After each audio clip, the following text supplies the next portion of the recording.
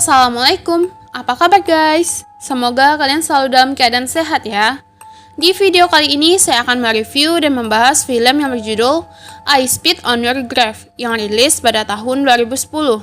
Film ini bercerita tentang seorang penulis yang ingin mencari ketenangan di sebuah kabin tengah hutan.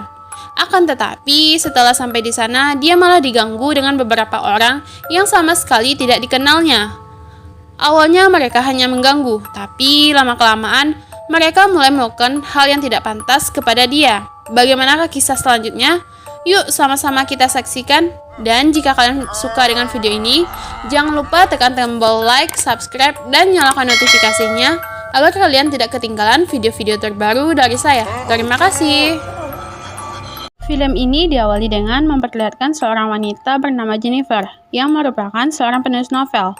Ia rencananya ingin melakukan sebuah perjalanan ke tempat yang sunyi agar lebih bisa fokus dalam mengarang cerita yang ia buat. Dia pun segera pergi untuk menemui seorang bernama Elle. Elle merupakan pemilik kabin yang ingin ia sewa. Sesampai di tempat Elle, dia langsung saja memberikan kunci kabin dan juga peta menuju kabin tersebut. Tetapi, karena petanya membuat Jennifer sedikit bingung, akhirnya dia pun mampir untuk membeli bensin sekaligus untuk menanyakan alamat dari kabin yang telah ia sewa. Seorang pria bernama Johnny langsung memberitahu alamat yang benar menuju kabin tersebut. Karena dandanan Jennifer sedikit menggoda, Johnny menjadi sedikit tertarik kepadanya. Tapi, karena Johnny membuat Jennifer merasa sedikit risih, dia pun tidak sengaja membuat Johnny malu di hadapan rekan-rekannya. Tanpa banyak berkata-kata, Jennifer pun langsung pergi dari situ untuk menuju ke kabin. Di kabin itu, Jennifer mulai melanjutkan proyek novel yang akan ia buat. Tetapi, ketika ingin menulis, dirinya mendengar sebuah suara dari kejauhan. Setelah dicek, tapi ia sama sekali tidak menemukan apa-apa. Saat ingin kembali untuk melanjutkan novel buatannya, ia tidak sengaja menumpahkan minuman yang membuat pakaiannya menjadi kotor. Ia pun dengan segera mencuci pakaiannya. Namun, terlihat dari luar jendela, terdapat seseorang yang sedang memata-matai Jennifer. Keesokan harinya, saat Jennifer ingin mandi, ternyata airnya sangat-sangat kotor. Dirinya pun dengan cepat menelpon pemilik dari kabin itu untuk memperbaikinya.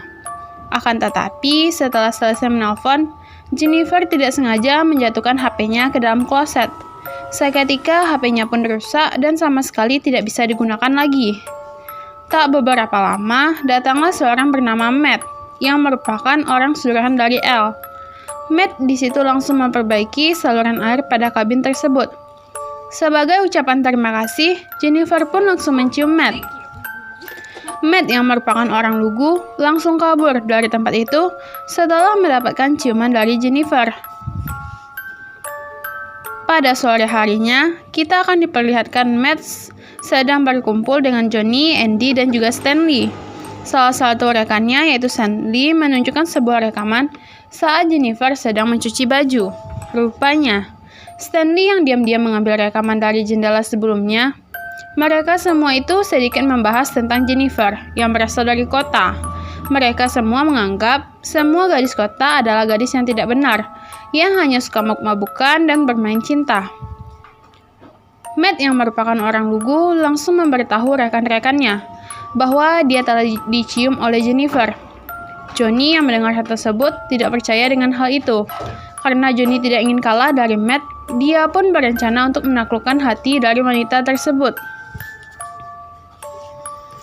Malam harinya, saat Jennifer sedang melanjutkan novelnya, ia pun lagi-lagi diganggu oleh seseorang.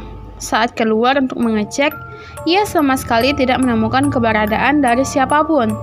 Ketika ingin masuk kembali, dirinya terkejut karena tampilan laptopnya telah berubah.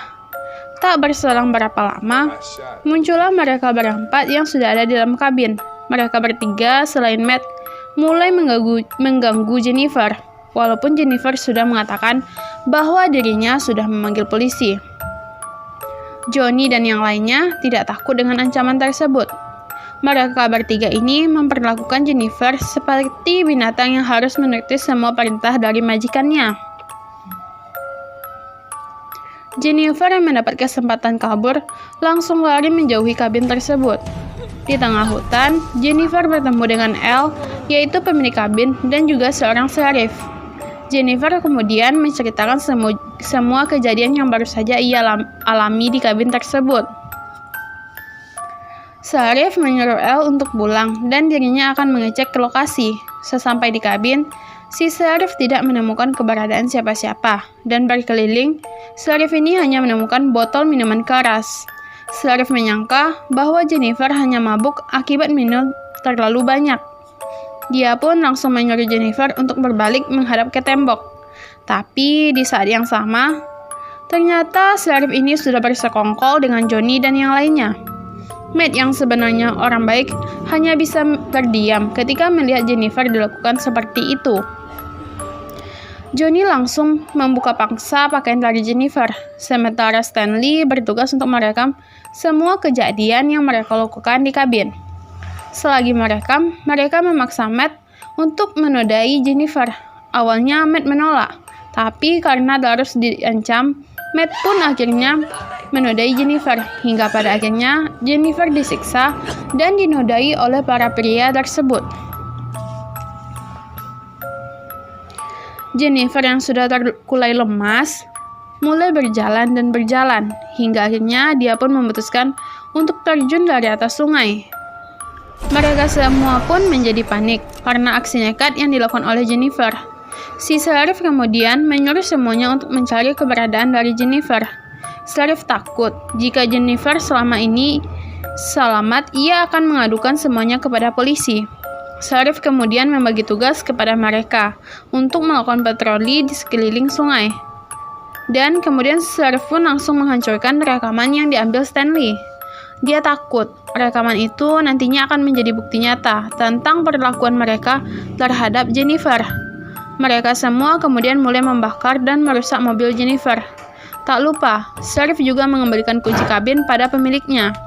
Setiap hari mereka mulai berpatroli di sekeliling sungai, tetapi sama sekali tidak menemukan tanda-tanda dari Jennifer. Mereka menganggap bahwa Jennifer telah mati tewas tenggelam. Di tempat lain, terlihat Matt merasa bersalah karena telah menodai Jennifer.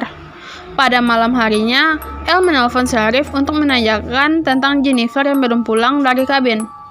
Mereka sudah mencoba menghubungi Jennifer, tapi sama sekali tidak bisa. Elle kemudian menyuruhnya untuk mencarinya, karena kemarin hanya dia yang terakhir kali bertemu dengan Jennifer. Sheriff pun berkata bahwa dirinya akan mencari wanita itu pada pagi hari. Singkat cerita, pagi pun tiba. Stanley kemudian menceritakan tentang memori rekaman yang berisi video Jennifer. Saat Sheriff menghancurkan rekaman itu, ternyata rekaman itu adalah kosong. Sebenarnya, Stanley telah menyimpan rekaman itu di rumahnya, dan sekarang memorinya telah hilang karena diambil oleh seseorang. Johnny dan Andy yang mengetahui hal tersebut menjadi marah kepada Stanley. Mereka menganggap bahwa Matt adalah pelaku yang mencuri rekaman tersebut. Pada malam harinya, terlihat Johnny diganggu oleh seseorang. Esok harinya, setelah bekerja, Sheriff langsung memberikan bunga kepada istrinya yang sedang hamil. Istrinya mengatakan bahwa ada sebuah paket yang di dalamnya berisi rekaman. Saat Sheriff melihat cover luar dari rekaman, tertera terdapat nama Stanley. Ia pun langsung pergi untuk menanyakan hal itu kepada Stanley. Mereka semua kemudian menceritakan kejadian ini kepada Sheriff, dan mereka curiga bahwa Matt adalah pelaku dari semua ini. Sheriff kemudian meminta mereka untuk segera mencari Matt. Sore hari saat dia sedang berburu, Sheriff sengaja menambah Elle agar Elle tidak menjadi biang masalah pada kasus kali ini. Di sisi lain, terlihat Matt yang sedang tertidur di sebuah ruangan yang tidak terpakai. Bangun-bangun, dirinya melihat Jennifer yang ternyata dia masih hidup dan tepat di hadapannya. Dengan cepat, Matt meminta maaf kepada Jennifer karena kemarin Matt terpaksa melakukan hal yang tidak pantas. Walaupun Matt sudah meminta maaf dengan tulus, Jennifer mengatakan bahwa maaf saja tidak cukup untuk menebus semua kesalahan yang telah Matt perbuat. Oleh karena itu, dia langsung menjeki Matt tanpa ampun. Keesokan harinya, Eddie dan Stanley mulai mencari keberadaan dari Matt yang tak kunjung ketemu. Tiba-tiba, Stanley terlihat dijebak oleh Jennifer yang membuat kakinya terluka parah. Dia langsung berteriak yang membuat Andy langsung datang ke tempat Stanley. Dari belakang, Jennifer langsung membuat mereka berdua pingsan. Ketika Andy terbangun, dia sudah terikat dan tidak bisa kemana-mana. Jennifer langsung memberikan soda api yang membuat wajah Andy menjadi terbakar. Di tempat Stanley, saat ia tersadar, Jennifer langsung menusuk kelopak matanya menggunakan kail. Aksi yang dilakukan Jennifer direkam langsung dari kamera Stanley. Saat merekam, Jennifer langsung mengoleskan parut ikan ke seluruh wajahnya. Tak selang beberapa lama, muncullah beberapa gagak yang langsung mematuk bola matanya. Untuk selanjutnya, Jennifer mulai mengincar Johnny yang saat itu sedang berada di pom bensin. Ia langsung membuat Johnny pingsan di tempat. Ketika tersadar, dirinya telah diikat seperti kuda liar. Johnny memohon ampun kepada Jennifer, tapi Jennifer tidak sama sekali memiliki rasa kasihan. Di situ, Jennifer tanpa basa-basi langsung mencabut gigi dari Johnny dan juga memotong burungnya. Pendarahan yang dialami Johnny membuatnya meninggal di tempat. Setelah membunuh Johnny, Jennifer langsung pergi ke rumah sheriff. Jennifer menyamar menjadi guru baru dari putrinya.